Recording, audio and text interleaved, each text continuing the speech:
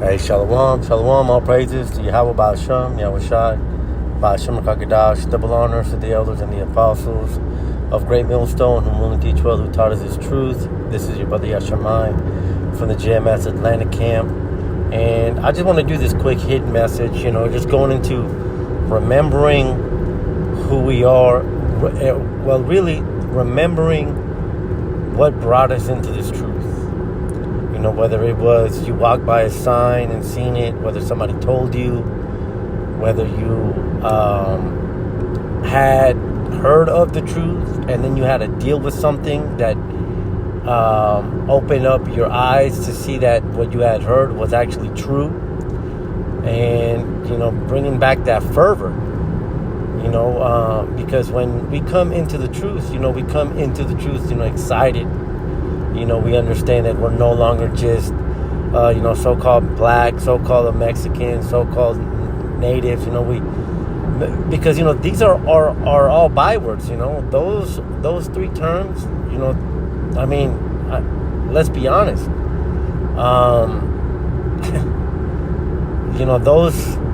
Those words have shame behind them. Why? Because the so-called blacks have the transatlantic slave trade.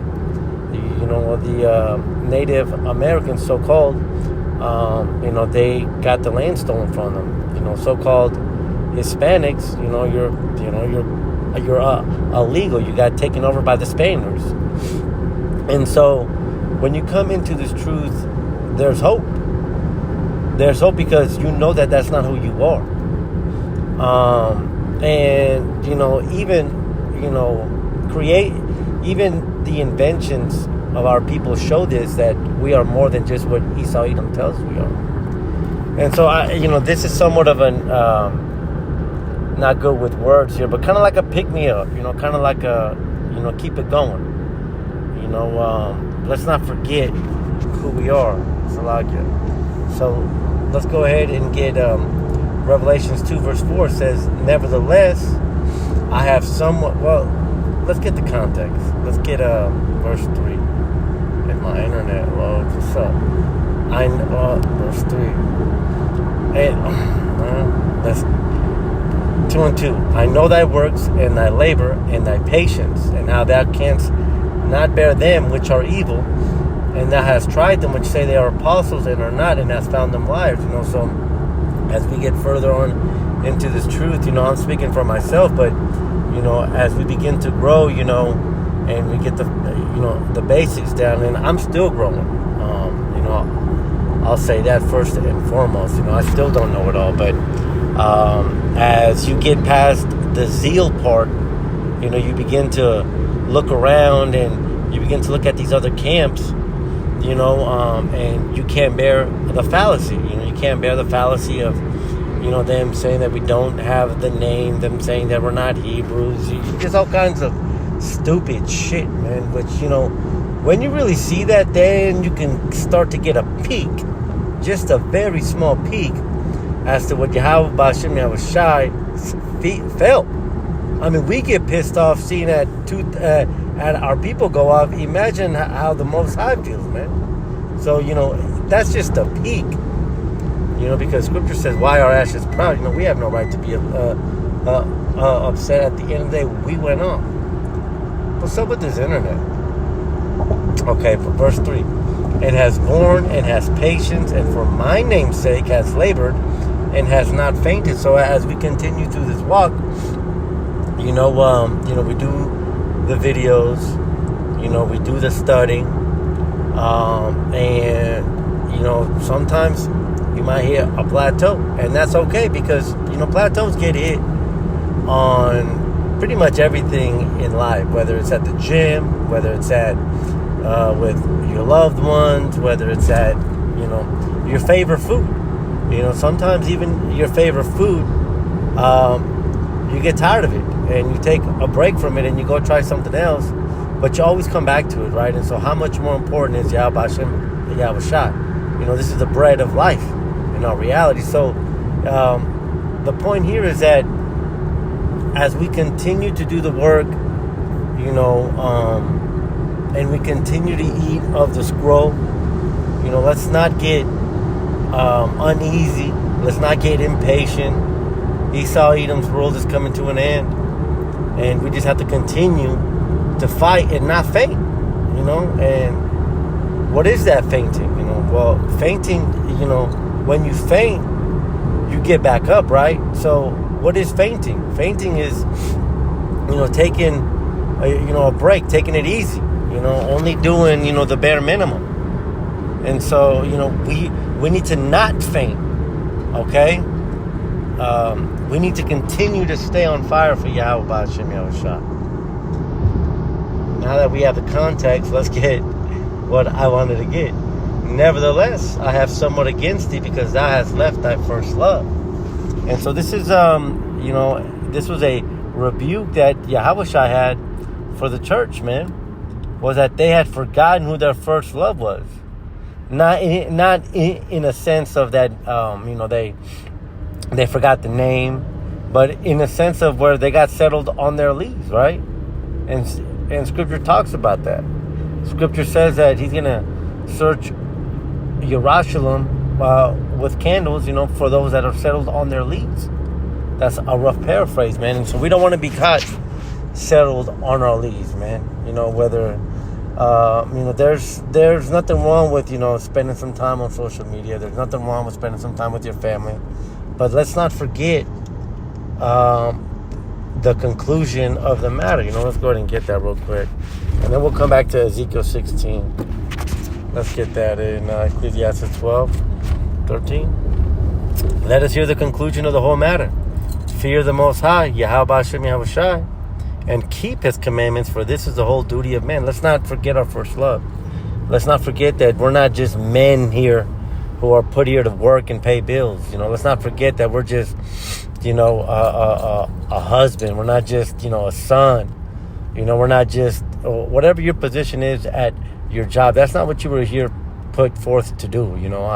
This is this way of Babylon. This is confusion, man. This place tells you to work for 60 years and then to retire at 10 years when you're old and you can't do shit. Got all kinds of poisons and cancers inside of you. This isn't it, man. So let's not forget that the whole reason that we're here, if you can hear this message, if you can, if you're inclining your ear to the 100% truth, if Yahweh B'Hashem Yahushua has given you that eye salve to hear this truth, that is all that you were put here to do. See, because you understand that, right? You understand that everybody else here are just worthless eaters, right? Why are they worthless eaters? Well, they are worthless eaters because they don't know the truth. So now you that know the truth, this is your main occupation. Okay? This is the whole reason that you were put here for. When you were in the spirit world prior to you being born, Yahweh B'Hashem Yahushua, He sent your spirit down here into the flesh that you are right now. He didn't send you down here to work. He sent you down here to do the work of the gospel, the work of calling in, the hopeful, the work of calling in the elect.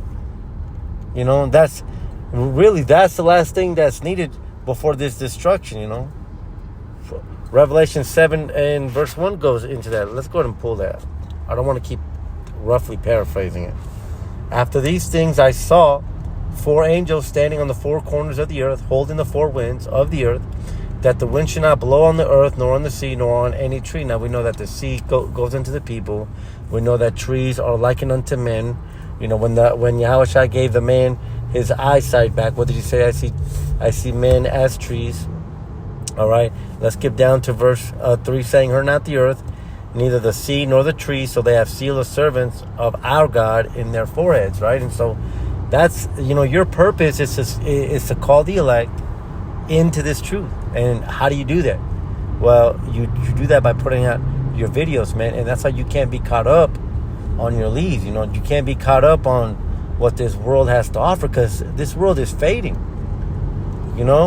How silly is that? To be caught up in, now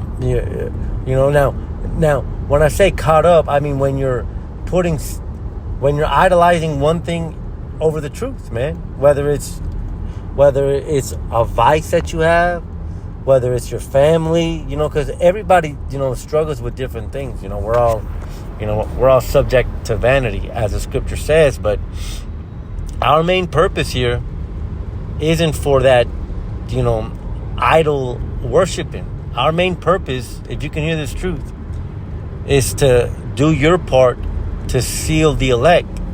If you want to get up out of here, you have to do the work. Just like we do it on a day-to-day.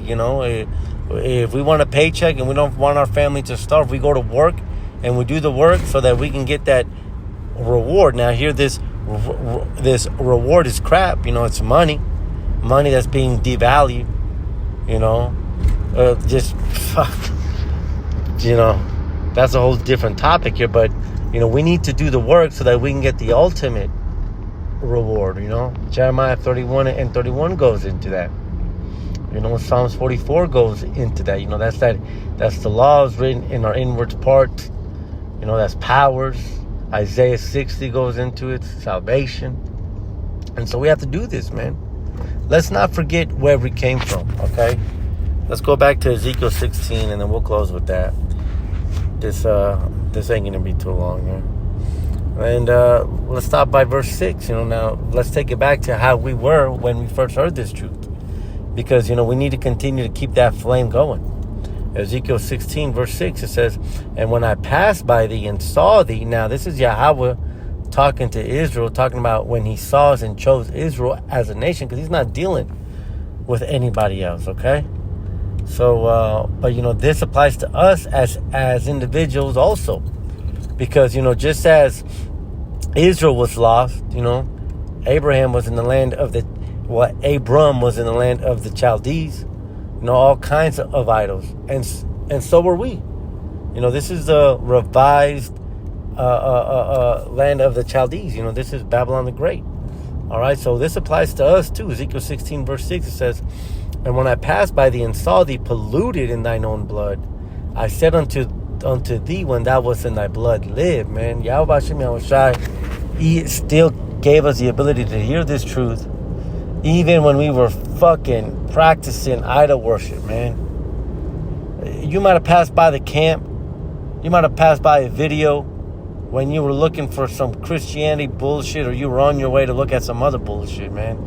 But even while you were on your way to do or look or hear or whatever it was, he still, what did he say? Live. He breathed, man. You got a whiff of that spirit, and that brought you back to life, man. Ezekiel 37. "Yeah, I said unto thee when thou was in thy blood, live." Woo. I remember that zeal, man. Mad at Esau, mad at the world, mad at everybody that didn't agree with you. And that's just part of the process, but and then it subsides. And then when, instead of yelling at people, do these videos, man. Don't forget where you came from. Verse 7, "I have caused thee to multiply as the bud of the field, and thou hast increased and waxen great." Right, have we not? Look at where you are now, and look at where you were, a year ago, 2 years ago, 3 years ago. The breakdowns, the prayers, the Paleo-Hebrew, the history that, Yahweh Hashem Yahushai has worked in you, has worked it in us. And we have to continue to grow. "And thou art come to excellent ornaments. Thy breasts are fashioned, and thine hair is grown. Whereas thou was naked and bare, didn't have no covering." Didn't have no covering, man. If them, not that it would have happened, because all of the elect shall be saved, Romans 11 says he's reserved 7,000 men to not bow the knee to Baal. Not that the destruction would have come, but if it did, man, we'd have been found naked. If we are of the elect, that is. Verse 8, "Now when I passed by thee and looked upon thee, behold, thy time was a time of love. And I spread my skirt over thee and covered thy nakedness." Man, we should have been destroyed, man. All the adultery, all the fucking voting, praying for America, whatever church function that you went to when you were praying for Amalek. Pray for Israel. I remember that bullshit Kufi, C-U-F-I, that Christians United for Israel. I remember that shit. Oh, God. John Hagee, man, he spread his skirt over us and covered us with that nakedness, man, because we deserve death, let's be honest. Yeah, I swear unto thee, and entered into a covenant with thee, saith the Lord Yahweh, Ba'ashem Yahushai, and thou becamest mine. And when did this happen? Since our forefathers. Whatever issue that you got going on with your father, you know, whether you know him or not, hey, at least he put the seed in your mother for you to be able to be sealed into that covenant. Hey, and because of that, that's Yahweh Hashem Yahushai's skirt was able to cover you, man. And so that's something to be grateful for. Let's remember this. And now became it's mine. Then I washed thee with water. Now, what is that water? Rough paraphrase here. Wherewith shall a young man cleanse his soul? By the hearing of the word. The word. We went back into the word, right? Because we were hungry. And we wanted to learn more about who we were. What tribe we come from. You know, what does the scripture really mean? Yeah, I thoroughly washed away thy blood from thee, and I anointed thee with oil. And now we're putting up videos, messages, ahchyam. We got to remember the fervor that we had. We got to remember the energy that we had. And we got to continue to push forward. And this video goes for me too. You know, this isn't aimed at anybody directly, all right? Verse 10, I clothed thee also with broidered work and shod thee with badger skins. And I girded thee about with fine linen, and I covered thee with silk. Now, what is that? You know, well, if we're part of this truth, you know, now we have a chance at that immortal clothing mentioned in 2 Ezra 2. You know, we have that chance to be adorned as mentioned in Revelation's 19th chapter. Because we've been decked out, man. We have everything. We have everything that no other nation can get. I decked thee out also with ornaments, and I put bracelets upon thy hands and a chain on thy neck. And scripture says to wear wisdom upon thy neck, man. So that's what we have to continue to do, man. I could continue reading, but I think the point has been made. Let's not forget what we're here for. We're not just here to work, come home, sleep, eat and shit, man. That's not what we're here for. We're here to further the gospel. Okay, so let us think back and be refreshed. Let us be refreshed in who we are. Until the next one, shalom.